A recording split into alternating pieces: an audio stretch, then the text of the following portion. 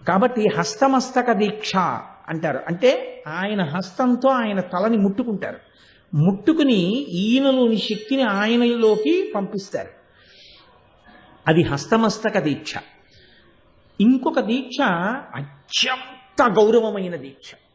అసలు అయ్యప్ప స్వామి దీక్ష చేసే వాళ్ళందరూ తెలుసుకు తీరవలసిన దీక్ష అది. దాన్ని ఏమంటారో తెలుసా అండి? పాదస్పర్శ దీక్ష అంటారు. గురువుగారిని ఎప్పుడూ కూడా పూజా ప్రారంభంలో దీక్ష ఇచ్చినటువంటి గురువుగారి పాదాలు ఎలా ఉంటాయో ఫోటో పెట్టుకున్నట్టు ఉండాలి మనసులో.